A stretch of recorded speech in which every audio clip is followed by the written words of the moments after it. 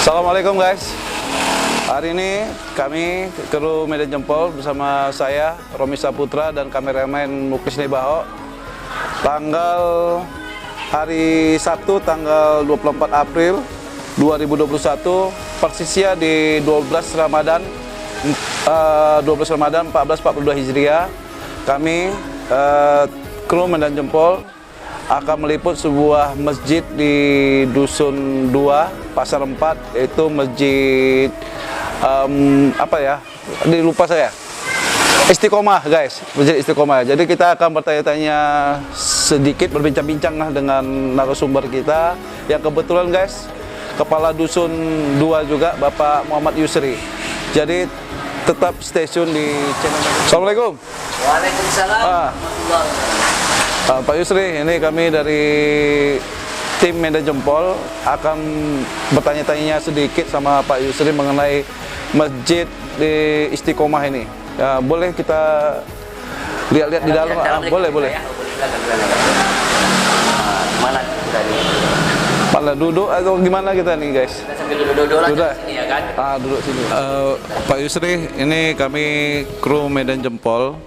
Saya Romi Saputra bersama kameramen saya Mukis Nebaho ingin menanyakan sama Pak Yusri, Bapak bisa menceritakan Masjid Istiqomah ini Pak, sebelum jadi Masjid Istiqomah atau dulunya ini langgar, musola atau apa Pak? Bisa Bapak menceritakan Pak? Insya Allah, karena sebelumnya ini memang sudah kita ketahui bersama. Dulunya ini pada tahun 70-an, 1970-an gitu, masyarakat kita, kaum orang tua kita dulu ini namanya langgar.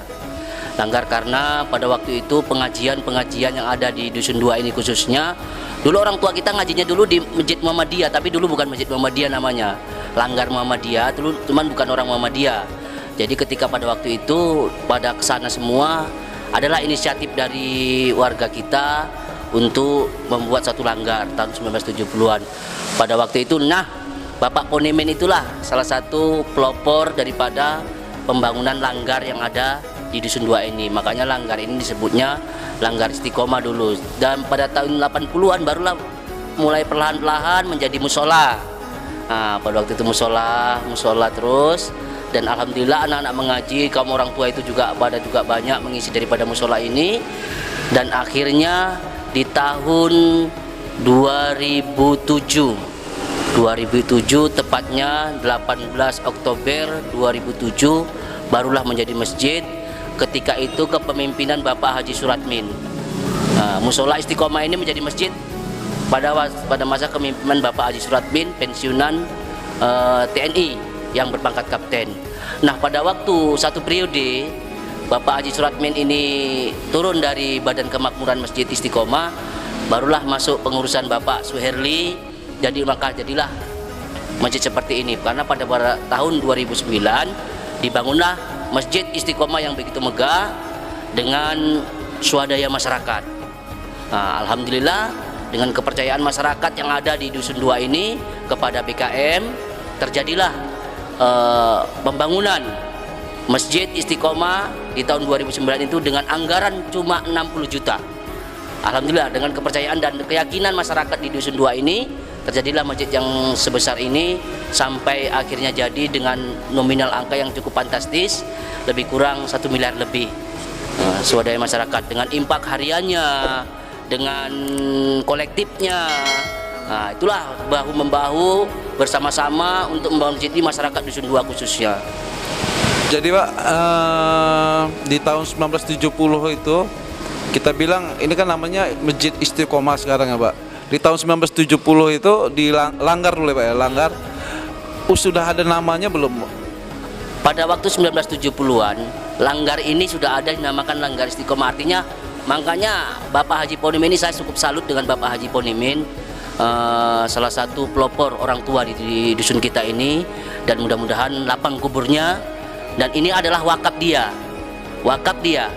untuk menjadikan langgar, karena melihat anak-anak pada waktu masa tahun 70-an itu, orang tua kita yang sekarang itu mengaji cukup jauh di sana gitu. Jadi berkat wakaf dari Pak Haji Ponim inilah dibuatnya Langgar Istiqomah, dan sampai dengan sekarang inilah wakaf itu ada gitu.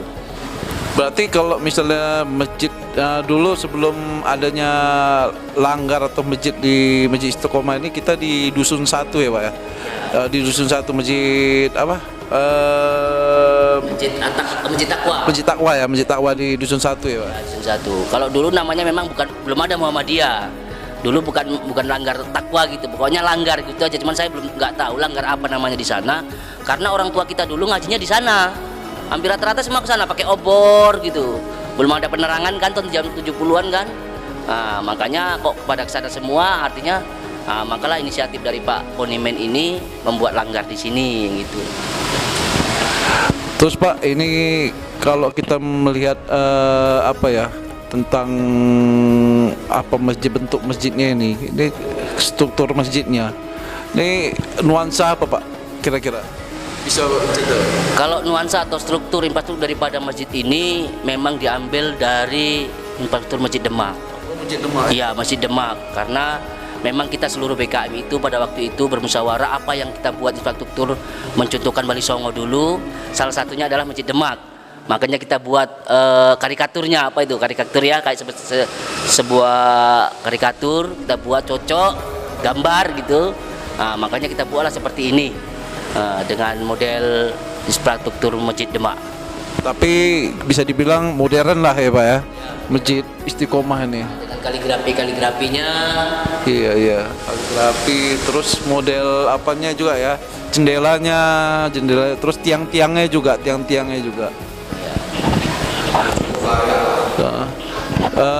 Terus Pak, untuk BKM-nya di sini, terus macam najirnya ini sudah terbentuk lah ya Pak ya, sudah ada ya. Kalau untuk Badan Kemakmuran Masjid Istiqomah ini, mulai dari tahun semenjaknya berdiri sebagai masjid di tahun 2007 itu sudah terbentuk BKM dan sudah dilaporkan juga ke KUA, Kementerian Keagamaan pada waktu itu, dan sampai sekarang alhamdulillah misi periode Pak Suherli ini memang cukup lama. Artinya apa? Kepercayaan kepada Pak Suherli sebagai BKM di Istiqomah ini memang cukup buat masyarakat ini cukup puas lah dengan kepemimpinan dari Pak Suherli ini sebagai BKM yang ada di Istiqomah ini.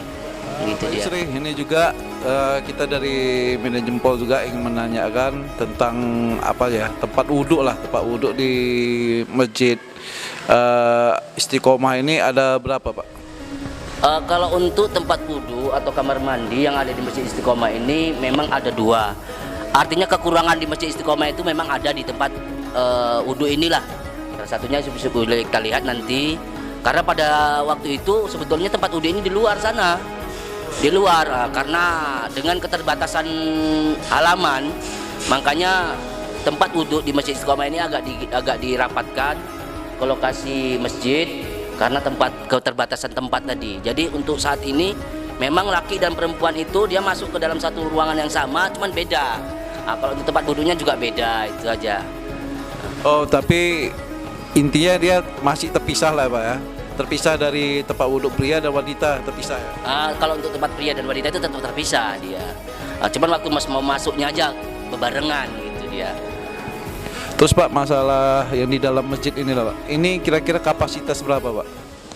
Kalau untuk ruangan kapasitas masjid 8x8 ini ya, ukuran 8x8 bisa menampung lebih kurang 200 atau 300 orang lah. Cukup Rapat ya. Cukup rapat juga. 500, belum sampai 500 apa ya Pak?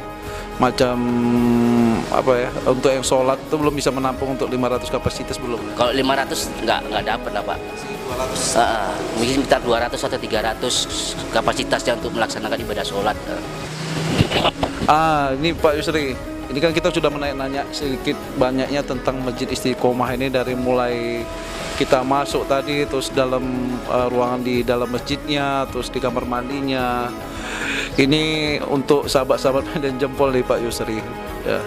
Bisa Pak Yusri tausiah sedikit aja untuk sahabat-sahabat Medan Jempol dimanapun sahabat-sahabat berada ini Pak Yusri? Bisa Pak Yusri udah dalam menyambut bulan suci Ramadan ini? Insya Allah bisa. Assalamualaikum warahmatullahi wabarakatuh. Sahabat-sahabat Medan Jempol yang dimuliakan Allah Subhanahu wa taala. Na'udzubillahi minasyaitonirrajim. Bismillahirrahmanirrahim. Alhamdulillahirabbil alamin, hamdan wa syukranillah. Salatan wa salaman ala Rasulillah wa ala alihi wa ashabihi wa mawala. Wala haula wala quwwata illa billah. A'udzubillahi minasyaitonirrajim. Bismillahirrahmanirrahim. Ya ayyuhalladzina amanu kutiba alaikumusiyam kama kutiba alal ladzina min qablikum la'allakum tattaqun. Sadaqallahul azim. Sahabat-sahabat Medan Jempol yang dimuliakan Allah Subhanahu wa taala. Pada hari ini tanggal 24 April 2021, tepatnya di 12 Ramadan 1442 Hijriah, saya selaku kepala Dusun 2 Desa Semencirim Kecamatan Sunggal mengucapkan selamat menunaikan ibadah puasa. Mudah-mudahan ibadah puasa kita di hari ini diterima oleh Allah Subhanahu wa taala. Sahabat-sahabat Medan Jempol yang dirahmati Allah Subhanahu wa taala. Jadi mengingat mengenai tentang ibadah puasa yang kita laksanakan di 1442 Hijriah ini, ada 3 hal yang harus kita perhatikan. Ada 3 hal yang harus betul-betul kita camkan dalam diri kita. Terutama ketika malaikat Jibril berdoa kepada Allah Subhanahu wa taala dan Rasulullah sallallahu alaihi wasallam mengaminkan. Apa doa malaikat Jibril kepada umat Nabi Muhammad ketika itu, dan Nabi Muhammad mengaminkannya ketika turun daripada sholat Idul Fitri? Jangan diterima ibadah puasa seseorang hamba apabila 3 hal ini dilaksanakan atau dilakukan oleh seorang hamba tersebut. Maka Rasulullah mengaminkan. Yang pertama adalah jangan diterima seorang hamba berpuasa ketika seorang hamba itu durhaka kepada kedua orang tuanya. Inilah salah satu ibadah puasa kita tidak diterima oleh Allah Subhanahu wa taala ketika kita durhaka kepada orang tua kita. Apalagi orang tua kita masih hidup. Nah, untuk itu kepada sahabat Medan Jempol semuanya, kita sebagai anak dan juga bakal sebagai orang tua wajib menyayangi dan mengasihi orang tua kita. Artinya apa? Orang tua kita itu adalah orang yang melahirkan kita, orang yang menyayangi kita, orang yang menyusui kita ketika kita masih mulai dari dilahirkan sampai kita dewasa. Nah, untuk itu zalimnya kita terhadap orang tua kita apabila kita durhaka kepada orang tua kita. Jangankan durhaka, jangankan memarahi, bilang saja kita sudah durhaka kepada orang tua kita. Inilah salah satunya ibadah puasa kita ditolak oleh Allah Subhanahu wa taala atau tidak diterima oleh Allah Subhanahu wa taala apabila kita durhaka kepada orang tua kita. Itu yang pertama. Yang kedua, ibadah puasa kita tidak diterima oleh Allah Subhanahu wa taala adalah dosa seorang istri kepada suami, tidak mau meminta maaf seorang istri kepada suami. Nah, inilah seorang istri, kadang memang kita sebagai suami terkadang memaklumi itu. Artinya apa? Karena istri mungkin malu untuk meminta maaf kepada kita, walaupun dengan keikhlasan hati kita sudah memaafkan beliau. Namun sebagai rasa kasih sayang kita kepada seorang istri, sebagai wujud juga rasa kasih sayang istri kepada kita, menunjukkan bahwasanya istri itu langsung meminta maaf kepada sang suami ketika kita menghadapi ibadah puasa tersebut. Apalagi si istri ini adalah calon daripada penghuni surga ketika diridhoi oleh seorang suami. Itulah tadi. Dan yang ketiga, seorang hamba yang ditolak puasanya oleh Allah Subhanahu wa taala atau tidak diterima adalah seorang hamba muslimin, mukminin, seorang Islam yang memutuskan tali silaturahmi kepada saudara-saudara muslim yang lain. Nah, kita sebagai seorang muslim wajib hukumnya bersilaturahmi kepada masyarakat atau muslim-muslim yang lain, gunanya adalah untuk memperpanjang ukhuwah Islamiyah kita. Karena salah satu memperpanjang umur itu adalah silaturahmi. Karena silaturahmi ini adalah salah satu obat pengawet muda. Silaturahmi ini adalah memperpanjang umur kita, dan tali silaturahmi ini adalah obat dari segala obat daripada ukhuwah yang diberikan, diajarkan oleh Rasulullah SAW untuk seluruh umatnya yang ada di seluruh dunia ini. Karena silaturahmi inilah yang membuat daripada ketiga kategori ini yang paling terpenting. Karena silaturahmi ini membuat kita tadi itulah awet muda, panjang umur, dan mendapatkan rezeki yang begitu banyak. Kenapa? Karena dari silaturahmi inilah kita bisa mengetahui dunia daripada perbincangan atau silaturahmi kepada saudara-saudara kita muslim yang lain. Nah, saudara sahabat Medan Jempol yang dirahmati Allah Subhanahu wa taala, dari ketiga yang ditolak puasanya oleh Allah Subhanahu wa taala, yaitu durhaka kepada orang tua, istri yang tidak mau minta maaf kepada suami, dan muslim tidak memutuskan tali silaturahmi.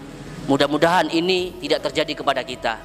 Artinya apa? Jadikanlah momen daripada Ramadan ini menjadi Ramadan yang terakhir buat kita.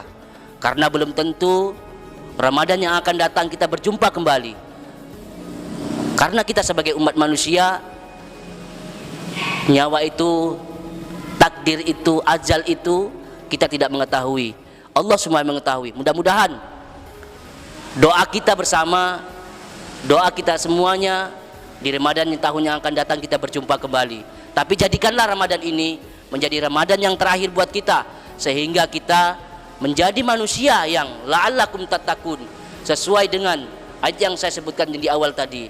Apa itu? Yaitu di surat Al-Baqarah ayat 183 yang berbunyi, A'udzubillahi minasyaitonirrajim, bismillahirrahmanirrahim. Ya ayyuhalladzina amanu kutiba alaikumusiyam kama kutiba alal ladzina min qablikum la'allakum tattaqun. Hai orang-orang yang beriman, diwajibkan atas kamu berpuasa sebagaimana diwajibkan atas orang-orang sebelum kamu, agar kamu mendapat ketakwaan. Nah, ketakwaan inilah sebagai ijazah kita, sebagai modal kita kepada Allah Subhanahu wa taala, hadiah dari Allah Subhanahu wa taala ketika kita menghadapi bulan suci Ramadan. Karena bulan Ramadan itu ibaratnya sekolah. Selama 1 bulan penuh kita diuji oleh Allah Subhanahu wa taala.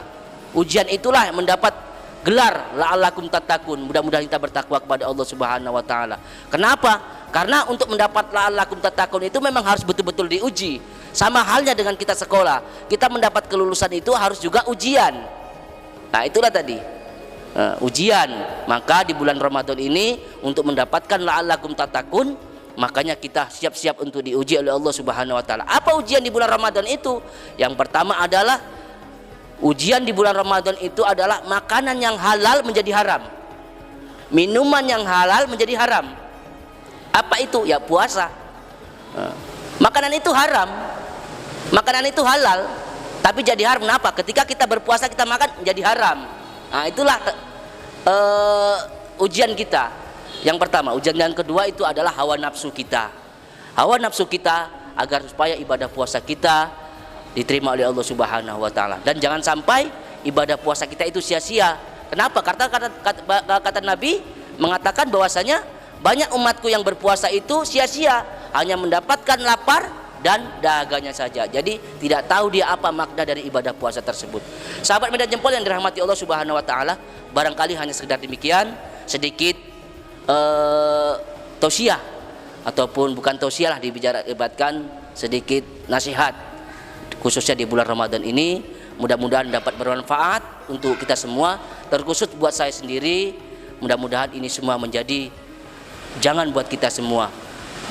Barangkali hanya sekedar demikian, dan saya sudah dengan billahi taufik wal hidayah. Wassalamualaikum warahmatullahi wabarakatuh. Oke guys, sahabat-sahabat Medan Jempol dimanapun sahabat-sahabat berada, tadi kita sudah mendengar dari Bapak Muhammad Yusri sedikit siraman rohani buat sahabat-sahabat Medan Jempol dimanapun sahabat-sahabat berada untuk menunggu berbuka puasa. Jadi guys, sahabat-sahabat Medan Jempol, memang channel YouTube Medan Jempol di bulan suci Ramadan ini agak sedikit berbeda guys. Jadi jangan khawatir buat sahabat-sahabat semua, karena kita selama di bulan suci Ramadan ini memang agak sedikit beda guys. Tapi setelah kita lepas dari bulan suci Ramadan ini, kita akan mulai lagi meliput sejarah-sejarah yang ada di Desa Semcirim ataupun di sekitar kota Medan nantinya guys.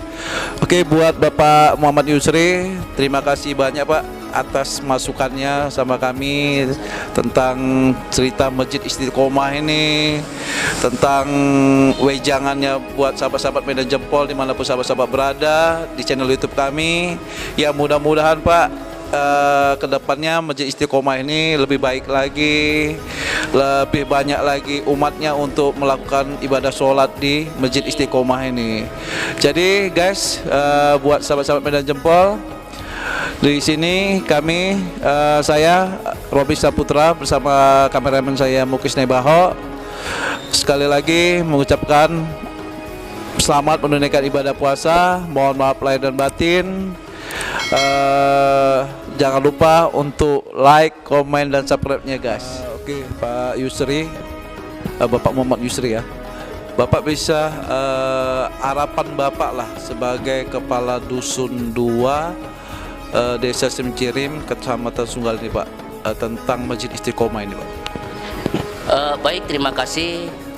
Harapan saya sebagai kepala dusun 2 Desa Semcirim, Kecamatan Sunggal, kepada masyarakat saya pada umumnya dan khususnya buat BKM Istiqomah ini, mari sama-sama kita membahu untuk memajukan Masjid Istiqomah ini, untuk saling mengisi daripada Masjid Istiqomah ini. Mudah-mudahan dengan terbangunnya masjid yang begitu megah di dusun kita, termasuk pada hari ini, kami harapkan semua masyarakat dusun 2 mau melaksanakan ibadah, artinya menjalankan perintah Allah Subhanahu wa Ta'ala, karena itu memang perintah, dan menjauhi segala larangan daripada Allah, karena itu memang larangan Allah. Harapan saya itu kepada masyarakat dusun 2. Dan saya juga mengucapkan banyak ribuan terima kasih kepada pengurus Badan Kenakjiran Masjid Istiqomah yang sudah begitu banyak membantu mengurusi daripada masjid ini sehingga terjadi masjid yang begitu cantik, megah. Dan juga pada umumnya masyarakat dusun 2 yang sudah membantu bahu-membahu, mulai dari terjadinya langgar, musola, sampai masjid yang begitu cantik. Kami mengucapkan banyak ribuan terima kasih kepada masyarakat dusun 2, dan mudah-mudahan semua warga khususnya dusun 2 ini diberikan Allah kesehatan, dijauhkan dari segala musibah dan balanya Allah, dan mudah-mudahan diberikan rezeki yang berlipat ganda untuk masyarakat dusun 2 yang mau membangun Masjid Istiqomah ini. Terima kasih untuk masyarakat dusun 2 dan BKM Masjid Istiqomah. Kalau ini dia Ini tempat apa Pak? masjid yang punya dapur sama Masjid Istiqomah lah. Oh, ini tempat dapur ya? Boleh lihat-lihat kita sedikit Pak Yusri? Boleh tengok-tengok lah. Ini dapur.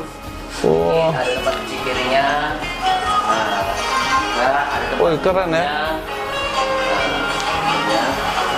Ini tempat piring dia supaya silah di sini kan.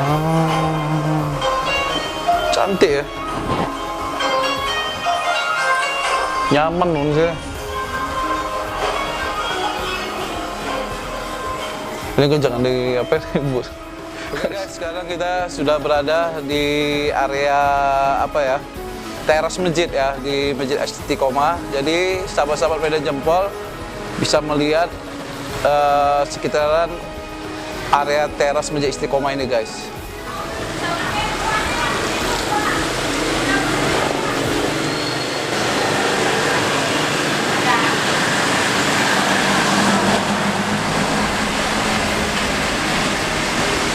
Dan di sampingnya juga kita menuju pintu samping juga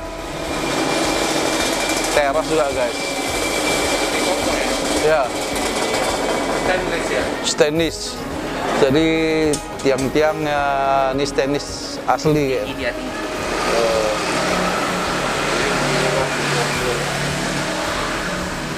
Oke, guys, kita masuk ke dalam masjidnya. Teksturnya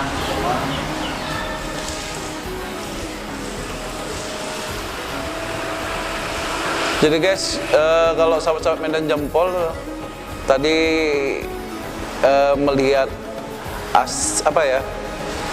struktur dari bangunannya, ini kita bilang semacam struktur dari Masjid Demak guys. Dari motifnya, dari mimbarnya. Jadi sahabat-sahabat Medan Jempol bisa melihatlah dari sisi dalam ruangan masjid.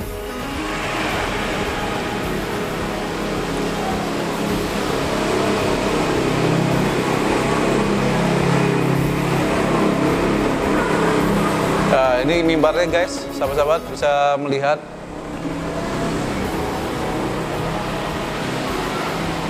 Nuansa-nuansa bisa dibilang nuansa Jawa asli ya, Jawen ya. Jawanya itu asli kental kali di Masjid Istiqomah ini. Dan guys, kita akan menuju lokasi untuk tempat wudhunya ya. Jadi sahabat-sahabat semua bisa melihat ini tempat wudhu. Yang ini kiri apa, Bang? Perempuan ya? Enggak, itu tempat wudhu laki-laki. Oh, ini baru laki. Nah, ini perempuan. Perempuan. Ya.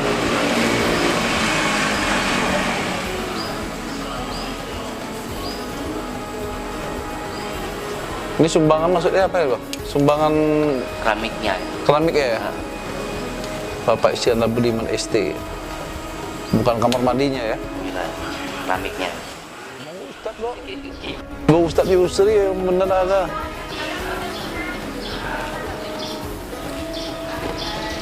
Oh, iya itu dia. Ini itu macam di situ dia. Iya, cantik ya. Oke guys, begitulah tadi perjalanan Medan Jempol di Masjid Istiqomah. Jangan lupa di like, subscribe-nya, dan komennya.